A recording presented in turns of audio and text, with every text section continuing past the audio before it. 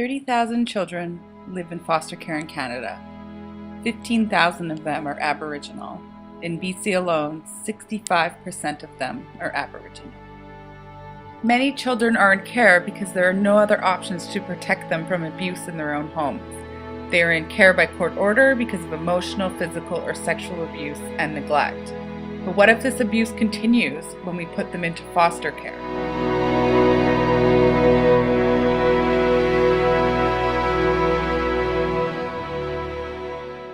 Well, first of all, the Ministry of Children and Family Development will never ever take into consideration what's happening with the parents per se. Their primary responsibilities for the child. And although in theory they're removing the child from the situation because they feel they're at risk of harm or have had harm, often the child suffers tremendous trauma from separation. And there's been cases like the Savannah Hall case where the mother had a drug problem and they took the little girl away from her because she was continuing to use drugs. But the child was thriving in that environment. She was fairly healthy, but had no physical signs of abuse or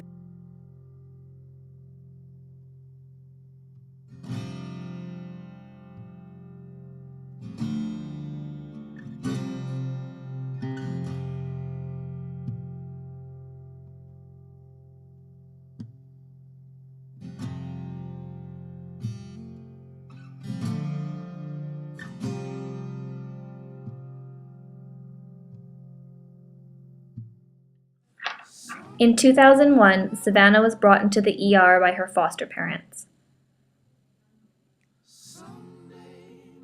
She was in a coma, she had swelling of the brain, she was hypothermic.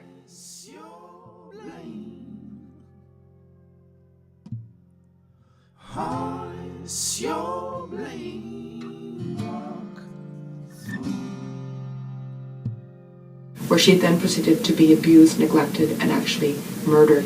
So that's an extreme case, but what happens is we don't treat the bigger picture. Children never have experienced their problems in isolation. Children always belong to a family unit, and there are some tremendously good foster homes, and there are some foster homes that are not so good, and everything in between. I don't have to speak from my experience. I can just speak from policy, government policy. Not only does every single child need counselling when they're removed from their family situation, but in 2005, the British Columbia government actually abolished all counselling for kids who had been removed because of sexual abuse. So they used to make sure that children who were victims of sexual abuse had counselling, and they abolished that piece, so none of the children received counselling.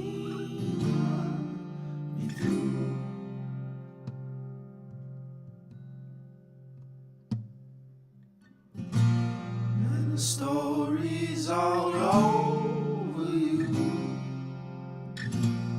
In the morning I'll call you.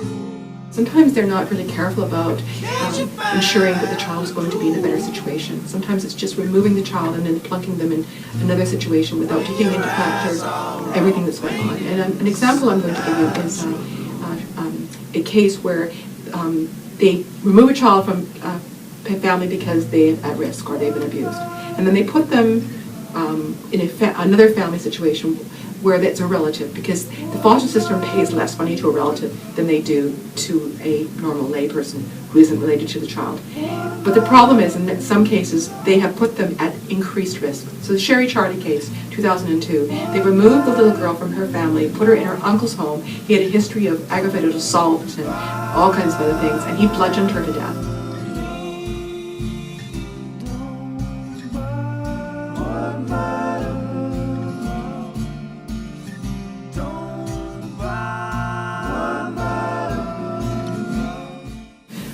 That's a topic that we could go on for forever. And first of all, the rates are higher in British Columbia than they are nationwide. It's about 50% nationwide. It's 60 to 65% Aboriginal children of Aboriginal descent are in foster care in British Columbia. And we have to look at the big picture. Let's just take a look at the residential programs. The last residential programs in Canada closed 20 years ago. And what we did is we moved children from their families and put them into residential schools, and then there they were physically and emotionally and sexually abused. Those children went on to become parents, and they had no parenting role modeling. So they had a higher propensity to abuse and neglect their own children. This isn't excusing it, it's explaining it. And so that the numbers, we always have had a high degree of Aboriginal children in the foster system, but the numbers have gotten higher. And then we also know that patterns follow systems and follow with families. So that unless someone breaks a cycle of abuse begets abuse, and so forth. And we also know that substance misuse is very prevalent amongst certain groups of the Aboriginal population. I don't want to categorize everyone in the same situation, because there's many First Nations people who are very successful, wonderful parents, but the facts remain that high numbers of their kids end up in foster care. The BC representative for Children and Youth has been investigating the Ministry of Children and Family Development and found that over the last 12 years, they have spent $66 million on meetings and research projects when children are going without adequate foster placements or support systems. This is a colossal failure of public policy. I've got a really strong opinion on that one, because I was very instrumental in making sure that there was another oversight body that was recreated in 2006. The representative for Children and Youth, Dr. Mary Ellen Turple-LaFond, there were new position, new ministry was created in order for her to supervise what's happening in the Ministry of Children and Family Development. So every child now who's injured or dies in care, her department investigates and makes recommendations. But here's the clincher.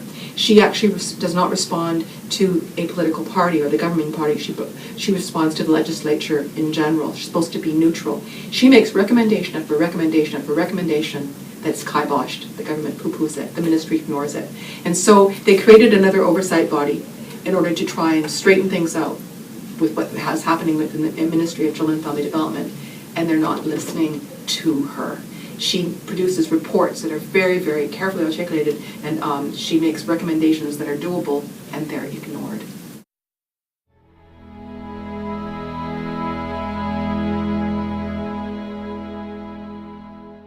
The kids, they're our future.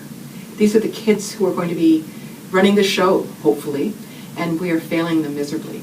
A healthy child and a healthy family is a healthy society.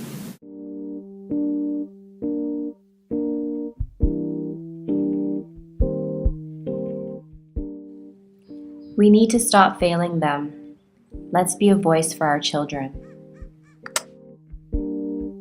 Change your heart.